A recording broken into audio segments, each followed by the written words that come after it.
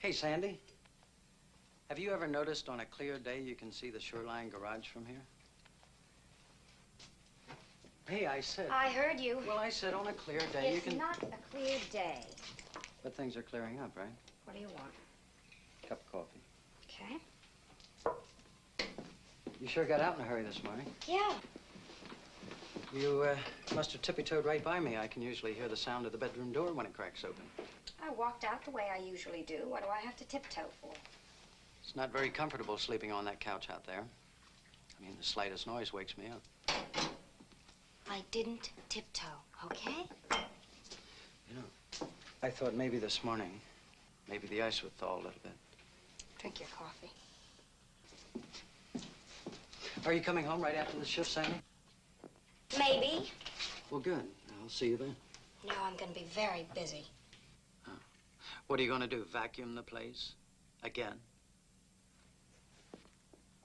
I don't like to live around dirt.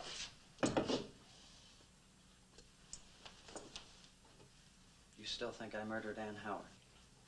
I don't want to talk about it. Well, maybe you'd like to talk about something more important. Like the good old shoreline garage. Oh, here we go again. That's right, baby. Here you go again. It must be awfully convenient. I mean, having that garage a few steps from the house, a few steps from here. Yes, lucky Rodney. One of these mornings, there's going to be a different little Sandy Weber coming out of that house. A little Sandy Weber that doesn't tippy-toe by her sleeping husband. A little Sandy Weber that stops and wakes her husband up and says hello and smiles. Surely. Do you want to know why? Because I'm going to do something that's going to make little Sandy Weber come running back to her husband. That's why. Oh, you're going to do something. That's right. To who? Not to somebody. You've got that all wrong, Sandy. I'm going to do something for somebody.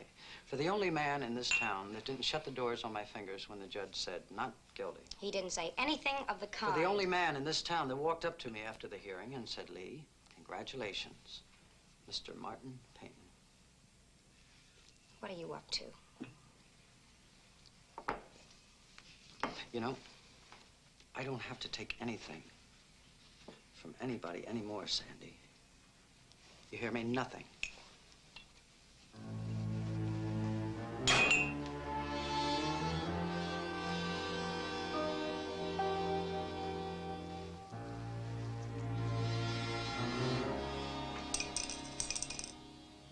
Keep the change, Sandy.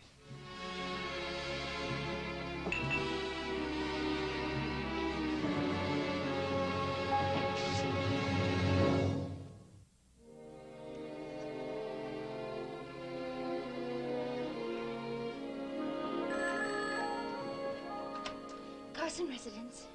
Rachel? Yes? It's Rod. Oh, hi, Rod. Hi. I just was wondering how you're getting along. Are you getting settled all right? Oh, yes, fine. They're wonderful, and Mrs. Carson she's such a beautiful person. Yes, she is. Oh. Rachel? Oh, just a minute, Matthew. What? What? Yes, Mrs. Carson is a beautiful person. Yes, she is. Rachel. Rachel, I was wondering. I thought maybe after I get off work tonight, I thought maybe I could come over and pick you up. We could go and have some dinner or something. I really can't, Rod, because you see, it's my first night here, and well, I just better stay here. Well, we'll do it another time then. Sure, and thanks for calling.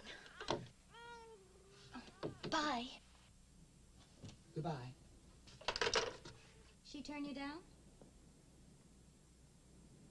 Did you hear him knocking? Oh, well, I did knock. You just didn't hear me. Oh, what's the big deal, Rod? Who was she, your secret love or something? Hey, what do you want, Sandy? Well, I just came by to see how your grandfather was getting along. Yeah, well, he's doing as well as can be expected. How do you think the fire started? I haven't got the slightest idea. Would you please get off there? Well, aren't you the least bit curious? Yeah, I'm curious. I'm curious to know what your husband's going to do when he finds out you've been hanging around here again. Not hanging around. I just came over to see how you're... I know, to find out how my grandfather was getting along. Let me remind you of the facts of life, lady, all right? Number one, you have a husband. Number two, you have a husband with a very foul temper. And number three, you have a husband who has the habit of beating up on his wife when given half the excuse. Number four, what makes it your problem? What are you anyway, some kind of a one-man humane society? Okay, Sandy, let's forget the whole thing, but do me a favor, will you stay away from here? Why? Because I don't play hard to get like that dumb girl on the phone? Because I let you know how I feel? No, because you're married. Well, if being married means having a marriage certificate, yeah, I'm married. But if being married means having a life together with someone, I'm as single as you are.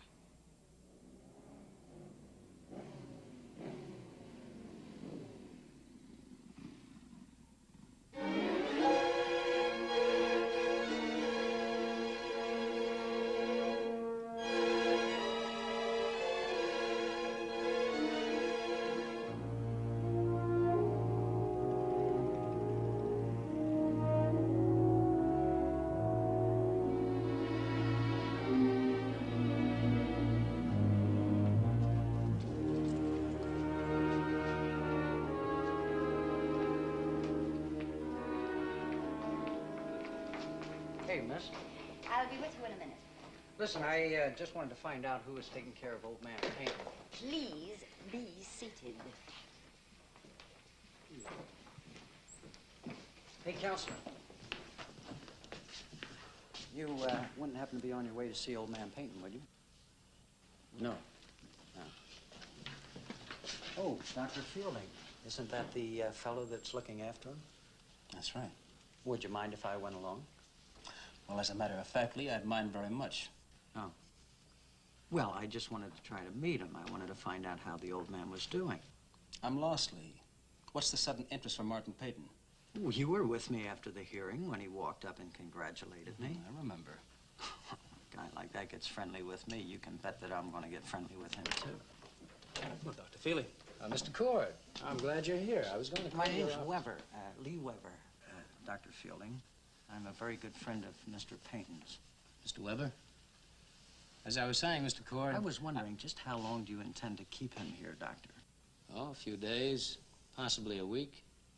I was going to call Well, your maybe secretary. he needs something to do. I could pick him up some magazines or books or something. Doctor, would you give this to him for me, please? Certainly. I'll talk to you later. Fine. You make sure you tell him that we stopped by to say hello. I will. If you need me for anything, just call. Right. Well, that was quite a performance. Well, thank you, Coach. You taught me all I know. Listen, I hope he tells the old man I stopped by to say hello. I'll say one thing for you, Lee. You'll learn fast. Yeah. Hey, what was in that box you gave the doctor? None of your business. But I'll tell you something that is your business. I've been carrying something around inside of me. And you know what it is? A big ball of hate. You know who it's for, Lee? It's for you. For you, Lee. Well, man, you want to go another round like we did that night in the shoreline? Do you remember how fast you hit the deck, boy? You can knock me down 100 times, and that won't help you, Lee. Because I'm going to chop you into tiny pieces, and I'm going to wash you down the drain. In my own way, and in my own time.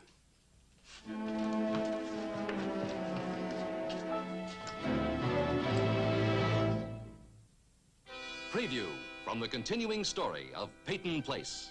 No bargains. Remember that. I just want you to be sure, that's all I ask. Because when you've taken the first step, there's no turning back. I wanted to talk to you this morning, but you left so early. What was your hurry? I can't stand being in the same room with you. Now, there's a new world, and Stephen Cord's creating it. We can't let that happen, Rod. We'd both lose. Both of us.